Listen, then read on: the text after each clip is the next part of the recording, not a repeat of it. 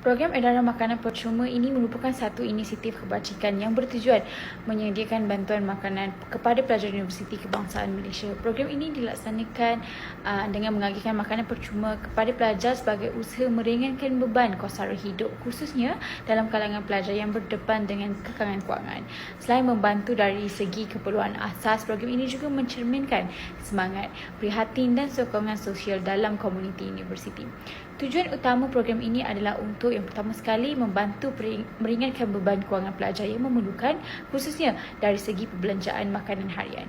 Kedua, memastikan kebajikan dan kesejahteraan pelajar terpelihara agar mereka dapat menumpukan perhatian sepenuhnya terhadap pembelajaran. Yang ketiga, memupuk nilai keprihatinan, kesukarelawanan dan tanggungjawab sosial dalam kalangan warga universiti. Dan yang keempat, mengukuhkan semangat kebersamaan dan sokongan komuniti dalam persekitaran kampus.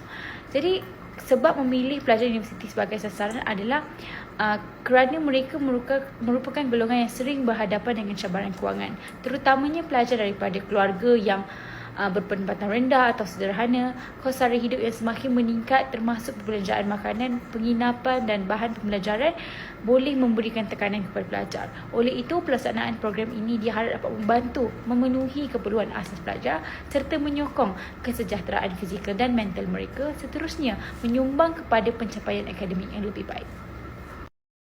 Seterusnya, kumpulan sasaran. Yang pertama, Julai umur peserta 18 tahun hingga ke 25 tahun dan terdiri daripada pelajar beasiswa Zah KM daripada pelbagai fakulti dan majoritinya merupakan pelajar sepenuh masa yang masih bergantung kepada bantuan kewangan. Dan yang kedua, anggaran jumlah peserta. 10 orang pelajar setiap sesi pengagihan.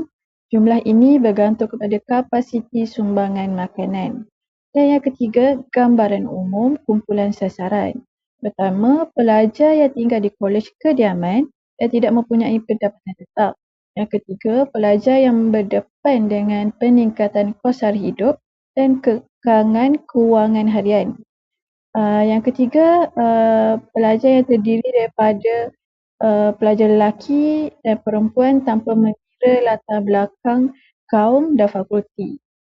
Yang keempat, kepentingan projek kepada kumpulan sasaran. Yang pertama, mengurangkan beban kewangan harian, terutamanya perbelanjaan makanan. Yang kedua, meningkatkan kesejahteraan emosi dan mental pelajar. Yang ketiga, membantu pelajar lebih fokus dalam pembelajaran dan mengurangkan tekanan hidup. Dan yang terakhir sekali, mewujudkan rasa prihatin dan sokongan dalam komuniti kampus. Seterusnya kita pergi kepada bahagian aktiviti. Pertama sekali, perancangan projek. 2 minggu sebelum hari kejadian, perjumpaan antara wakil Abang Joni dan juga ahli kumpulan dilaksanakan untuk berbincang objektif, lokasi dan juga pemulihan barang makanan. Pada selepas itu, pelaksanaan aktiviti utama. Pada hari kejadian, terdapat aktiviti pembungkusan pek, peredaran makanan dan juga perekodan untuk tujuan dokumentasi. Untuk penglibatan ahli kumpulan melibatkan diri secara aktif dalam setiap fasa program. Tugasan meliputi logistik, pembungkusan, peredaran dan juga dokumentasi. Selain itu, interaksi antara penerima makanan juga dilakukan secara sopan dan mesra. Terdapat juga penerima feedback untuk membaiki program ini supaya lebih baik pada masa hadapan. Di sebelah kiri kita dapat tentatif pada hari kejadian. Bermula dengan pukul 10 berkumpul di kafe KBZ. Selepas itu, proses pembungkusan pek makanan untuk 40 orang. Aktiviti pengedaran makanan kepada pelajar, kebersihan, membersihkan kawasan dan juga sesi penutup ringkas dan berakhir pada 3:30 petang. Jadi aktiviti ini mengambil masa 5 jam untuk selesai. Seterusnya elemen SMART iaitu specific, measurable, achievable, relevant dan time bound. Untuk spesifik, kami melaksanakan program edaran makanan dengan menyediakan pack makanan yang siap dibungkus kepada pelajar UKM yang memerlukan, khususnya di kawasan KFI melalui pelibatan ahli kumpulan dalam proses pembungkusan, pengagihan dan rekod penerima. Selain itu measurable, iaitu boleh diukur, kami menyiapkan sekurang-kurangnya 100 pack makanan untuk diedarkan dan merekodkan jumlah penerima sebagai dokumentasi program. Seterusnya achievable, iaitu boleh dicapai, jumlah makanan dan proses pelaksanaan dapat dicapai melalui pembahagian tugas dalam kalangan ahli kumpulan, termasuk logistik, pembungkusan, pengagihan dan perekodan dengan asas makanan yang disediakan lebih awal. Di samping itu iaitu relevant, program ini selaras dengan objektif kebajikan pelajar universiti iaitu membantu keperluan pelajar yang menghadapi kekangan makanan, meningkatkan kesedaran komuniti kampus dan menggalakkan semangat kesukarelawanan.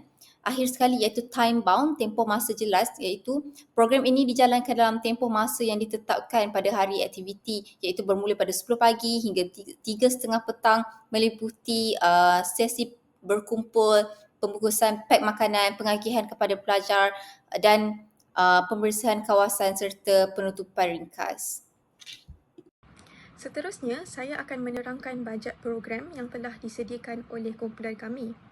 Program kami melibatkan penyediaan sebanyak 40 pack nasi berlauk iaitu sebanyak 10 pack setiap minggu selama 4 minggu.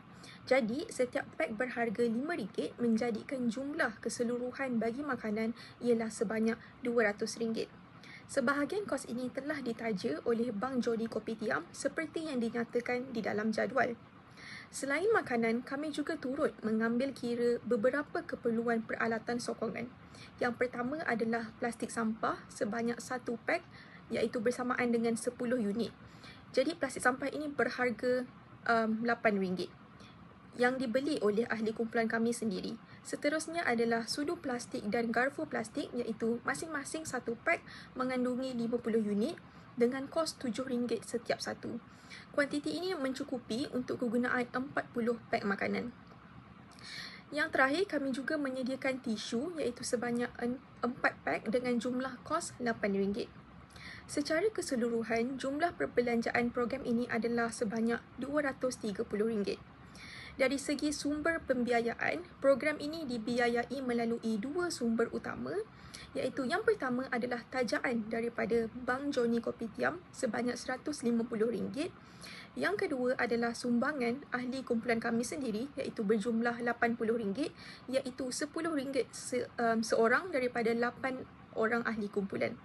Kesimpulannya, bajet ini disediakan secara realistik, berhemah dan mencukupi untuk memastikan kelancaran program yang telah pun kami merancang. Bahagian ini saya akan menerangkan hasil utama dan cabaran bagi projek edaran makanan percuma kepada pelajar Universiti Kebangsaan Malaysia. Hasil utama projek ini ialah penyediaan bantuan makanan secara langsung kepada pelajar yang memerlukan, khususnya pelajar yang berdepan dengan kekangan kewangan. Melalui inisiatif ini, keperluan asas pelajar dapat dipenuhi dan pada masa yang sama meningkatkan kesedaran komuniti kampus tentang isu keselamatan makanan dalam kalangan pelajar. Dari segi kesan projek, bantuan makanan ini telah membantu mengurangkan beban kewangan harian pelajar dan memberi ruang kepada mereka untuk menumpukan perhatian terhadap pembelajaran serta tugasan akademik. Selain itu, projek ini turut memberi kesan positif dari aspek emosi dan kesejahteraan mental di mana pelajar merasakan diri mereka dihargai dan disokong oleh komuniti universiti, sekaligus mewujudkan persekitaran kampus yang lebih prihatin dan inklusif. Walau bagaimanapun, projek ini tidak terlepas daripada beberapa cabaran. Antara cabaran utama ialah kekangan logistik seperti pengurusan masa, penyelarasan sukarelawan dan pengagihan makanan dalam tempoh yang terhad. Di samping itu, keterbatasan sumber kewangan serta keperluan untuk menyalurkan bantuan tanpa menimbulkan stigma kepada penerima juga menjadi cabaran yang perlu ditangani. Daripada cabaran-cabaran ini, kami mempelajari kepentingan perancangan awal yang lebih sistematik, komunikasi yang jelas antara semua pihak terlibat serta penggunaan pendekatan yang sensitif dan beretika. Pengajaran ini amat penting bagi memastikan projek kebajikan seperti ini dapat dilaksanakan dengan lebih berkesan dan mampu pada masa hadapan. Berikut merupakan report bagi aktiviti kami berkongsi rezeki bersama siswa UKM. Pada 20 Disember 2025, satu aktiviti kebajikan berskala kecil bertajuk Berkongsi Rezeki Bersama Siswa UKM telah berjaya dilaksanakan sekitar kawasan Universiti Kebangsaan Malaysia. Program ini bertujuan untuk menyemai nilai keprihatinan, kesukarelawanan dan semangat berkongsi rezeki dalam kalangan mahasiswa. Sepanjang program ini berlangsung, para sukarelawan terlibat secara langsung dalam penyediaan makanan, pembungkusan serta pengagihan makanan kepada beberapa orang siswa UKM secara santai dan teratur. Walaupun kebanyakan makanan ini dimasak oleh kedai Bang Joni, kami sendiri terlibat secara langsung dalam membantu mereka menyiapkan makanan tersebut.